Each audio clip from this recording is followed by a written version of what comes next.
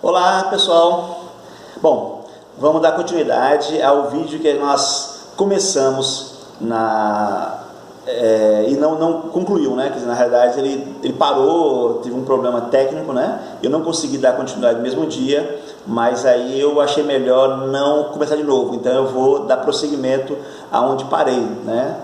Então nós estávamos falando sobre a aula cujo tema é qual o valor da doença. E eu estava explanando esse assunto a partir do texto A Polaridade, Doença e Saúde. No momento em que o vídeo parou, eu me recordava que eu falava sobre a questão da amizade, né? Para tentar abordar o quanto que a questão dos nossos defeitos, sombras, elas são importantes em nós, né? E que eu dizia que a amizade ela se constrói justamente pelas nossas deficiências, ou seja, o fato de eu ter deficiências, né, e o outro também ter deficiências, e as nossas deficiências muitas vezes elas não serem as mesmas, né, fazendo com que eu possa cooperar na diferença do outro e o outro cooperar na minha, então isso faz com que vai se sedimentando uma relação, né, e se fortalecendo e quando há uma troca, né, quer dizer, na realidade ali eu às vezes coopero com o outro coopera comigo e a gente vai se unindo, isso acaba sendo uma coisa muito saudável, né, e uma coisa que envolve ali uma cumplicidade, uma percepção, né, uma dedicação à mútua, e isso é algo que é muito importante, né, para a humanidade, para os relacionamentos, né, isso advém justamente do reconhecimento de que eu tenho alguma dificuldade com alguma coisa, né? Eu também ia citar algo da Organização Mundial da Saúde, da OMS, que diz assim: um estado livre de sofrimento físico, espiritual e social, né? E aí até o texto mesmo conclui, ou seja, não há nenhum ser humano são, né? Então muitas vezes você tem uma saúde física muito bem, mas está com problemas de relacionamento, com casamento, com amigos, com os pais, ou você está emocionalmente não está legal, está para baixo, tal. Então assim, ou financeiramente, ou seja, então existem várias esferas, né, várias áreas da vida que compõem o ser humano, né, e ela muitas vezes não está tão bem, né, e outros estão um pouco melhor, então essa coisa faz com que a gente possa haver uma certa cooperação mútua, né, e isso é extremamente rico dentro de uma concepção humana, né, do que o ser humano é. Então, voltando para o texto, a aceitação do elo vital entre saúde e doença é muito difícil, pois a nossa cultura acredita que podemos ter as coisas de um modo ou de outro, que podemos ter um lado de cima sem um lado de baixo, que podemos ter saúde sem doença, ou até mesmo nascimento sem morte. Seria só uma questão de tempo, de mais fundos para pesquisas e mais recurso humano. Então, aquela que eu falei, né, do extremo, né? A gente tem uma tendência de achar que a coisa que é favorável, né, que a saúde, o bem-estar, tal, deve se afastar o máximo possível, mas esses momentos eles são complementares, né? Como o autor está tentando posicionar, e eu quero que vocês, né, fiquem atentos a isso para entender aonde eu quero chegar, né, dentro desse texto eu quero chegar com essa relação de polaridade entre saúde e doença. Passando aí para um título do texto que chama assim, Hábitos Saudáveis, e começa assim: podemos, por outra perspectiva, identificar no consciente coletivo um discernimento cada vez maior favorecido pelos meios de comunicação de massa, nos hábitos que favorecem e beneficiam a nossa saúde e aqueles que são nocivos e prejudiciais a ela.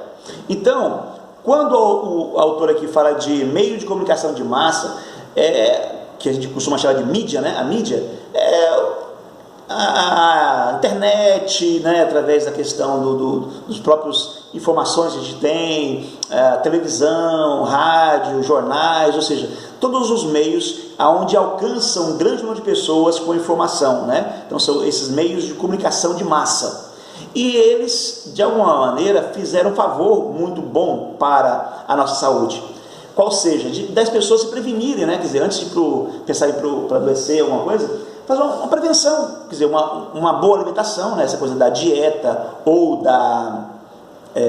do regime, quer dizer, uma coisa onde há uma cadência, né? Ou seja, você não come aleatoriamente, para você ter uma preocupação com que tipo de alimento que você vem ingerindo e tal, aquela coisa de você no mercado, muitas vezes olhar para um rótulo, né, para a própria embalagem, dizendo, né? E procurar lá, ver que tipo de alimentação ali tem, se contém glúten, se prejudicial para tal coisa, ou seja, então existe esse tipo de coisa que alguns anos atrás, não é o caso de vocês, que vocês são bem mais novos que eu, mas alguns anos atrás isso nem se cogitava, você não olhava para ali, né? Existia uma explicação ali, muitas letrinhas miudíssimas, né? E não eram completas, né? E ninguém se olhava. Hoje em dia elas não são tão miúdas, são um pouco mais graúdas e elas são mais completas. Então, de alguma maneira as pessoas podem, né, pesquisar ali e ver se aquilo é algo que possa prejudicá-la, né? Enfim, então existe esse cuidado maior em relação à alimentação, também a questão física, né? Então, de alguma forma, as pessoas hoje, elas estouram academia, né? Academia tudo já tem, as pessoas vão e se envolvem. Quando você tem algumas avenidas aí que digamos, mais adequada para uma caminhada, você vê então normalmente as pessoas caminhando ali com roupa adequada, né, paramentada, acompanhada. Então assim, esse tipo de contexto não era muito comum no passado recente, né? E aí a mídia ela foi, né, de alguma maneira explorando essa área e as pessoas foram abarcando. Então isso é uma coisa muito boa, né? Eu até diria também na parte emocional, né? Eu acho que ainda um pouco menor, né? Eu como um profissional da área emocional, como psicanalista, tenho percebido que é bem menor, mas poxa, houve um avanço muito grande. As pessoas antes pensavam que ir num psicanalista, num psicólogo, num psiquiatra era coisa de doido, né? E hoje percebeu, não, se você precisa de um medicamento para alguma coisa, procure um psiquiatra, que é a melhor pessoa para isso, né? Se você tem alguma questão ligada ao emocional ali, do dia a dia e tal, então assim, aí você tem esses profissionais, tem um psicanalista, tem um psicólogo, não vou entrar no mérito aqui, aonde cabe cada um, nesse vídeo pelo menos, mas de alguma forma já é uma preocupação em relação a isso, coisa que no passado as pessoas, né, não tratavam, né? Muitas religiões até entendiam que era só Deus, que não, né? E hoje já percebe-se que não, que Deus capacitou tanto médicos como profissionais da área emocional para ajudar as pessoas naquilo, né? Antes as pessoas estavam com depressão, e não, isso aí tem que oração, e muitas vezes a gente sabe que a oração é importante, mas também é bom que se busque um profissional para adequar, para buscar acertar essas áreas. Então assim, tem havido essa preocupação, e isso é muito rico, muito bom, né?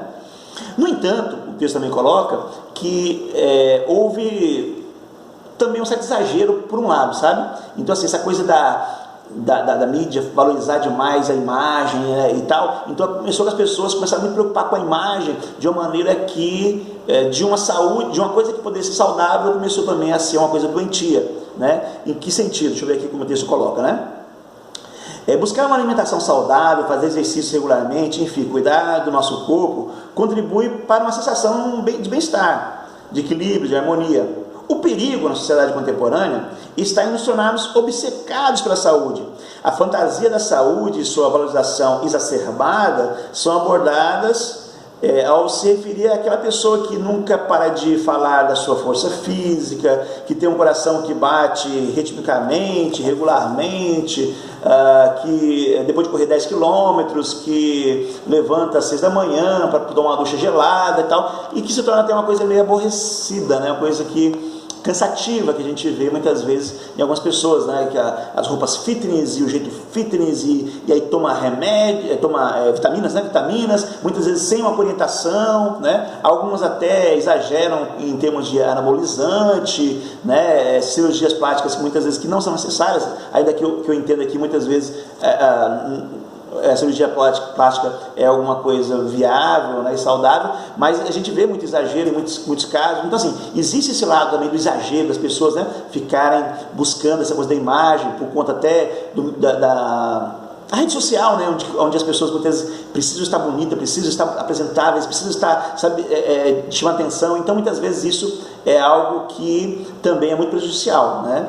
Eu tenho conhecimento de um rapaz que tinha todo aquele estereótipo que a mídia gosta, né? Aquela coisa do louro, olhos claros, bem branco, porte alto e musculoso, não sei o que e tal. E essa pessoa, ela foi diagnosticada, foi descoberta, né? Que já tinha um diagnóstico que ela estava com câncer na virilha, né? Por conta do excesso de uso de anabolizante, né? E ela faleceu rápido, né?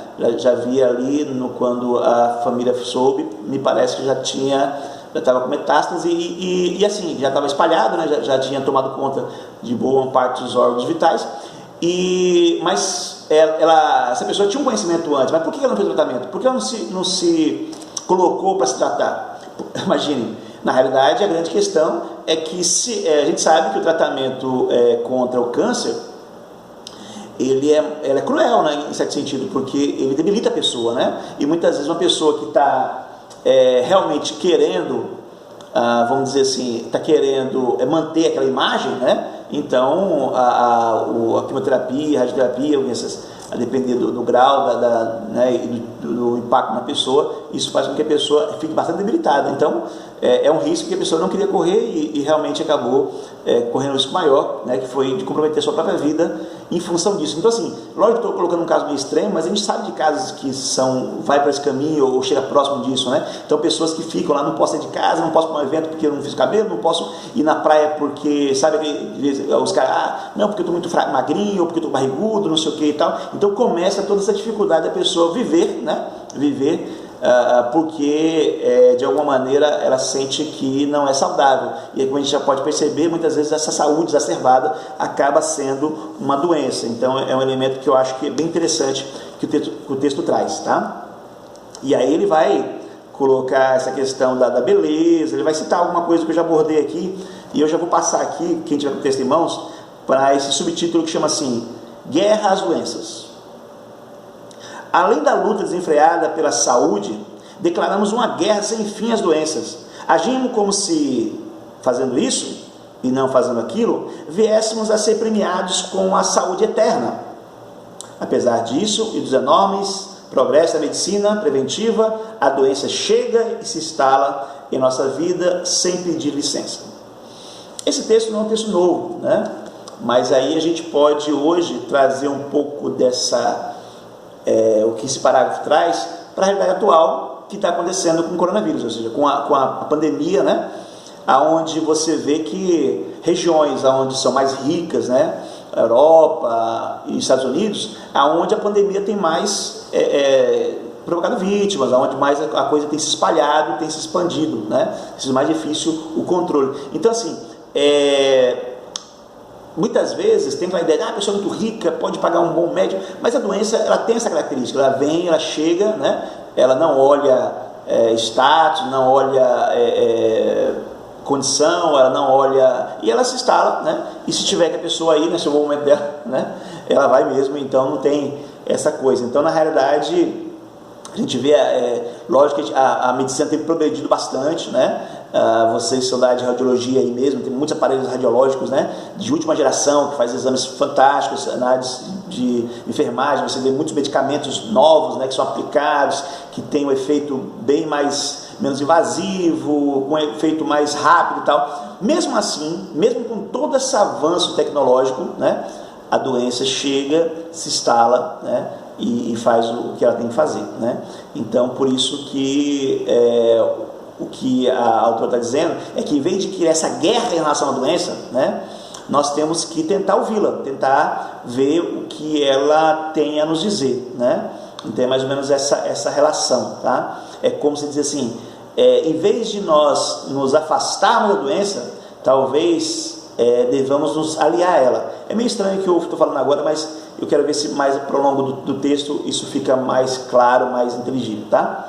Todas as vezes em que as doenças atravessam nosso caminho, nós as desvalorizamos e tentamos removê-la, radicá-la. Com essa atitude, enfatizamos somente um aspecto negativo, o que nos faz perder a oportunidade de encontrar significado e propósito nessa condição. Depois ele finaliza assim, esse parágrafo. Para podermos nos aliar às nossas doenças, isto quer dizer que devemos prestar mais atenção nos sintomas, sem formular hipóteses a priori ou tentar mudá-las. Então, deixa eu tentar explicar um pouco melhor essa parte. É mais ou menos assim. Eu vou dar um exemplo para vocês. Imagine que esse meu tablet aqui, ele seja uma chapa quente, tá? Então, eu estou aqui conversando com vocês, e aí de repente eu encosto a mão aqui. né? Aquela dor, queimou e tal, né? Aí eu diria para você assim, você sentir dor, você sentir esse incômodo, é uma coisa que é bom ou ruim? Perceba, a pergunta é meio estranha, mas é como dizer assim, claro que ninguém quer sentir dor, mas vamos supor que você não sentisse dor, a sua mão não tivesse dor, você fala, não sinto dor, né? E aí você põe a mão na chapa quente, não percebe que a chapa está quente, você não está sentindo dor, e aí com isso você vai lá, e a mão está lá, né? Aí você, acho que alguém traz um churrasco, né? E a sua mão está lá queimando e você nem percebendo, né? Então no momento em que você encosta a mão e aquilo dói, é como se algo dentro de você diz assim, ó, faça ajuste, ou seja, tira essa mão desse lugar e coloca ela em outro lugar, né? Então é como se houvesse uma conversa aí, né, do seu corpo com você, faça um ajuste, modifique isso aí, né? Então esse exemplo eu dei para dizer assim, muitas vezes a doença vem para dizer para você assim, ó, faça um ajuste, modifica alguma coisa que você está para mudar, né? para melhorar, né? A questão do diabetes mesmo, essa questão que eu falei no sentido dor, eu conheci uma pessoa que me contou a história, conheço uma pessoa que me contou a história de um parente dela que não tem, com problema de diabetes, não tinha sensibilidade no solar do pé, e que no início do dia uma pedrinha entrou no sapato, né? Provavelmente no início do dia, e aí ela passou o dia todo usando sapato, e no fim do dia, quando foi tirar o sapato, vem carne viva, né? É como se aquela pedrinha que quando você põe no pé, te incomoda, você fica balançando, né, para tirar aquela pedrinha e tal, você está de sandália, alguma coisa assim, e está incomodando, que essa pedra é xarope, ou quando você está com um calçado e de repente você tem que tirar o calçado para tirar a pedra, é como se, ainda bem que ela incomodou, porque se ela não incomodasse, você ia ficar com ela ali, ia depender da situação, ela poderia estar cortando o seu pé, né? Durante o dia todo, então aquilo poderia ser prejudicial. Então é como se a dor, né, ela vem ali para te sinalizar, para você poder, né? Então não é que você não deva tomar o remédio, fazer o tratamento, mas é que você também deva ter que pensar, por que essa doença agora, por que desse jeito, né? Vamos supor assim, você está com uma dor de cabeça, lógico que tem que tomar o remédio, né? Não vai ficar com dor de cabeça doendo por conta, né, de que é uma doença, você vai ficar, né, parceira dela. Mas é como se você, na medida que a doença vem, você pensa assim, bom, mas essa dor de cabeça, ela pode estar me dizendo o quê, né? Então, ela pode estar dizendo várias coisas, do tipo, quando foi a última vez que você foi no oftalmologista, caso você use óculos, por exemplo, né? Ela pode estar dizendo assim, tira a cabeça do sol, né? Vai para a sombra, né? Você está muito tempo no sol. Ou ela pode estar dizendo para você assim, quando foi a última vez que você comeu? Já são 2h30, né? E você ainda se alimentou de manhã. Então é como se talvez algum recado está sendo dado através dessa doença, tá? Os papéis caíram no chão aqui, deixa eu pegar.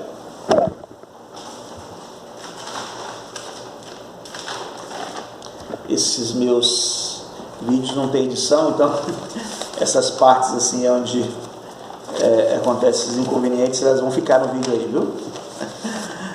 Mas vamos seguir aqui. A gente estava, deixa eu ver aqui,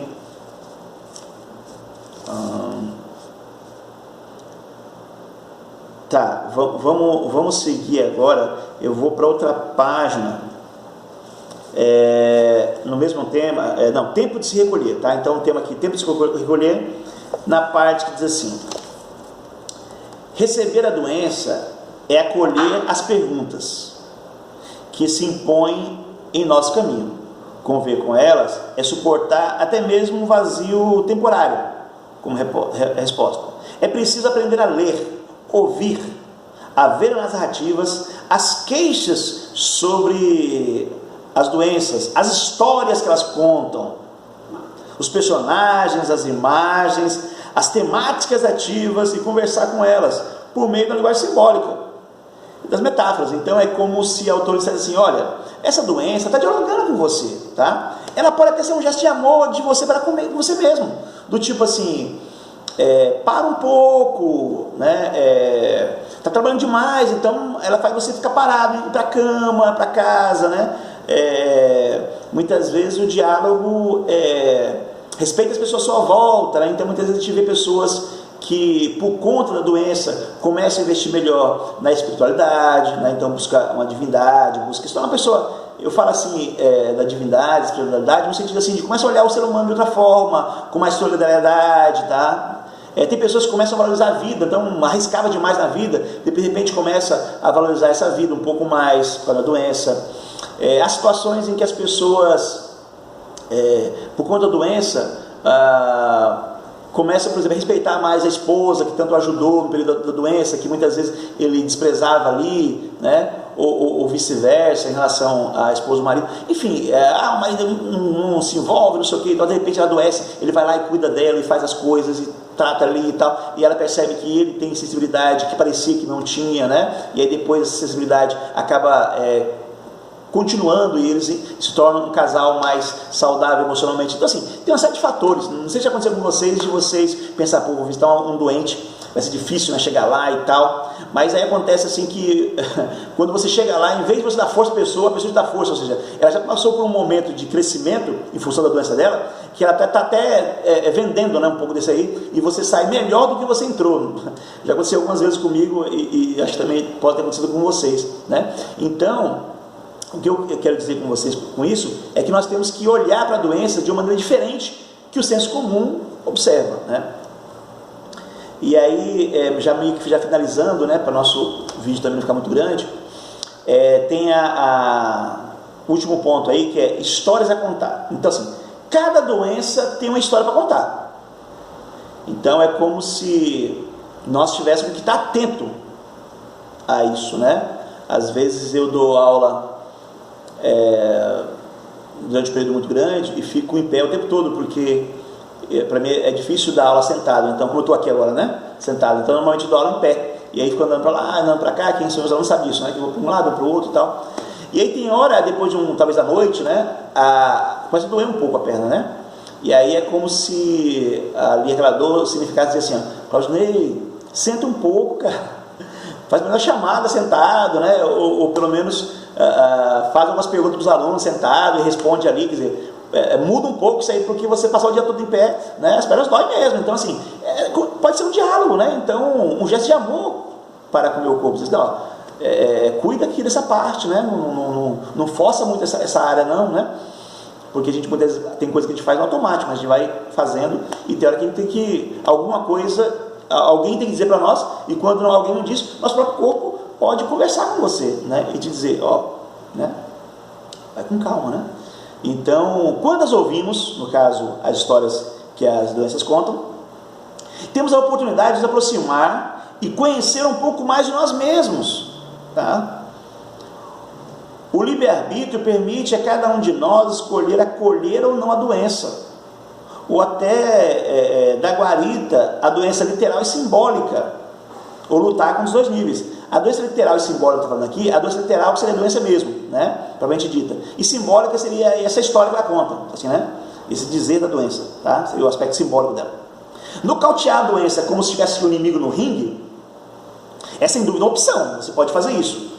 Podemos até mesmo destruir a doença como expressão, mas haverá outras formas, às vezes mais drásticas, que o self, no caso o seu eu, poderá escolher para nos colocar em contato com nossas imagens essenciais. Ou seja, você pode muito bem, vamos dizer assim, por exemplo, está com dor de cabeça, você pode muito bem se livrar da dor de cabeça tomando um analgésico, mas depois ela pode vir de uma forma mais drástica, né? Pode vir com uma coisa mais pesada, né? É como se fosse uma vozinha assim, diz assim, dor de cabeça, Claudinei, faça um ajuste, modifique alguma coisa, como eu falei, né? Vai no oftalmologista, coma alguma coisa, ou, né, e tal. Aí você toma remédio para tirar essa dor, ou seja, tirar essa vozinha, tirar esse diálogo consigo mesmo. E ela pode vir mais drástica, ela pode vir numa sei lá, uma gastrite, né? E aí você vai lá, faz endoscopia e tal, toma antiácido, não sei o que, papapá, e vai levando a sua vida, né? E não para refletir o que possa ser aquilo, né? E aí isso pode depois, porque aí o seu corpo diz assim, faça um ajuste, quer dizer, já não é uma vozinha tão leve quanto a dor de cabeça, já é uma voz um pouco mais incisiva, uma coisa mais pesada. E aí de repente vira uma úlcera e aí já uma voz, faça um ajuste, quer dizer, uma coisa mais pesada, né? E aí você vai lá e faz um tratamento, não sei o que e tal, e não muda o seu jeito de viver, não pensa sobre a possibilidade de alguma coisa na sua vida, e de repente você tem um grito, né? Faça ajuste! Que aí já é o quê? Já é um câncer, por assim dizer, né? Então assim, muitas vezes a gente não quer ouvir, né? Não quer conversar com a gente mesmo, né? Deixa eu falar para vocês, pelo menos acho que essa parte, deixa eu contar uma experiência pessoal, né? Eu, na minha adolescência, início da minha juventude, eu tive muitas dificuldades com gastrite, né? Eu lembro que fiz endoscopia várias vezes, eu fui no gastro, né? Algumas vezes, em médicos, lugares diferentes, e depois comecei a ter um problema de enxaqueca, né? Durante um bom tempo. E assim, o que me ajudou muito, ao meu ver, pelo menos, né? Foi a terapia, né? Porque todo psicanalista, ele precisa passar por um processo de psicanálise durante alguns anos, né? Pelo menos isso é o que acontece nas escolas sérias, né? Você tem que passar anos fazendo terapia para depois você se tornar um terapeuta, né? Esse é um processo, uma parte importante do processo, é a sua terapia pessoal, que eles chamam de terapia didata, né? Didata. Aí, nesse processo, eu percebi que uma coisa que eu fazia muito é quando alguém me jogava alguma coisa que me incomodava, eu tinha duas tendências. Uma era devolver na lata, né? E muitas vezes de maneira muito desproporcional, e isso acabava me machucando depois, porque eu me sentia mal pelo que eu fiz, né? Digamos assim, até pelo meu espírito cristão, aquilo me machucava, porque é como se, poxa, eu não dei um bom testemunho de Cristo, acho que Cristo não faria dessa forma, enfim, fica aquela coisa que mexe comigo, né? Então eu fazia, me aliviava, mas depois ficava aquela sensação ruim em mim, né? E a outra opção era simplesmente deixar para lá e daí caminhando, né? Mas é como se deixar para lá, ele não ficava sem efeito, acaba que isso ia me machucando, e isso, talvez ali, a gastrite era uma forma, né, de evacuar aquela coisa que ficava em mim, né? Então se livrar daquilo através da doença, através da gastrite, né? E aí eu comecei, né, a desenvolver na terapia, junto à terapia, uma proposta diferente de lidar com aquela situação. Então quando alguém me causa alguma coisa, que me causa aquele mal-estar, que gera, o que eu faço? Muitas vezes eu não devolvo na hora, mas eu pego aquilo, analiso, penso, acho o momento e a forma certa e devolvo, né? Não estou dizendo que esse é o melhor jeito de funcionar, não. Tem muita gente que acha que na lata vai melhor e tudo bem, tem alguns que ficam na deles mesmos e depois se harmonizam e tal, mas eu digo assim, para mim funcionou bem, sabe? Então hoje, por exemplo assim, eu não vou dizer que não tenho gastrite, mas eu posso dizer que a minha gastrite não se manifesta faz mais ou menos uns 20 anos. Pode voltar a se manifestar por essa razão ou por outra, né? E também a enxaqueca, né? Já deve ter, moro em Feira de Santana já há mais de 16 anos, acho que perto de 18 anos, e aqui eu nunca tive enxaqueca, né? Aqui em Feira de Santana nunca me ocorreu. Pode ser que o clima também ajude, né?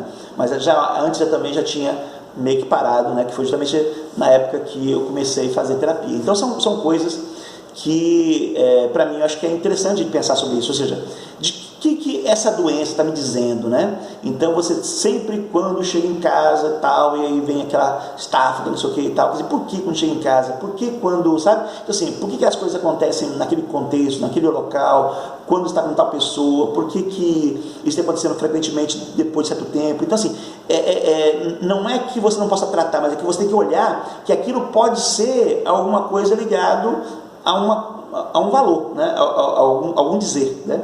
E aí, finalizando o texto, né, o último parágrafo, assim, talvez o grande desafio desse milênio esteja em aprender a acolher tanto a saúde quanto a doença, como se fossem duas janelas que nos dão a oportunidade de ver e viver a vida em perspectivas opostas, mas complementares e plenas de sentido e significado, tal como aprender a ver e apreciar a beleza, o sagrado, o mistério na luz, na sombra, na noite, no dia, na fortaleza, nas fraquezas que guardamos dentro de nós. Ou seja, você pode aprender com a sua doença, você pode crescer com ela, né? Uma coisa também que eu costumo dizer em algumas aulas, né? Já comentei com vocês que estão me ouvindo, Mas é assim, que a crise em si, ela não é nem negativa nem positiva. A crise, ela só diz que aquele quadrado não pode mais ficar, ou seja, aquele lugar já não existe mais. Agora você vai para o quadrado da frente ou para o quadrado de trás, né, ou dos lados, sei lá, depender de como você olha para ela, entendeu? Então, trazendo para um efeito prático, nessa vivência que estamos agora, onde nós estamos aí a questão da pandemia e tudo mais, como é que vamos sair dela, né? Como é que isso vai sair? Você vai ser mais forte ou vai ser mais fraco? Quer dizer, como é que você vai... Você tem aprendido, você tem buscado aprender com ela, os relacionamentos, né? Eu lembro até que no dia que eu dei aula para a turma da manhã dessa matéria, né? Ainda está dando certo para dar. Alguém comentou assim: as pessoas muitas vezes as famílias estão podendo se unir mais, brincar mais. A gente vê muitas vezes até nos vídeos, né, no story, né, pessoas brincando mais e participando ali e tal. Então assim, a família se unindo mais, que muitas vezes até em algum contexto as famílias estavam se portando muito como se fosse uma república, né? Onde cada um ia para o seu quarto, cada um pegava no almoço, pegava para o seu prato, para o seu quarto, e cada um no seu celular, e aí as pessoas não conversam e tal. E assim, muitas vezes, talvez está proporcionando momentos mais saudáveis. Não sei, eu não estou só hipotetizando, tá, gente? Eu não estou querendo aqui dizer, mas assim, que há possibilidade de haver crescimento nesse processo, né? Talvez nem tanto financeiro, mas emocional, muitas vezes relacional, né? Pode ter o reconhecimento emocional de alguns pontos que você não enxergava, e aí talvez o processo de você fazer uma terapia, buscar um caminho, né? Talvez você reconhecer algumas pessoas da família que você não reconhecia a importância, né? A participação no processo da casa, ou seja, uma série de fatores que pode fazer com que haja melhoras em alguns aspectos, né? E eu acho que isso que a crise nos ensina, de que nós temos possibilidade, a criatividades, por exemplo, que podem ser... A gente vê hoje muita criatividade em sistema de como usar os paramentos mais baratos, o acesso, ou seja, as pessoas são muito criativas, muitas coisas criativas são produzidas justamente nas crises, no momento de dor, no momento de doença, no momento de dificuldade, né? Não é com isso que a autora está dizendo assim, ó,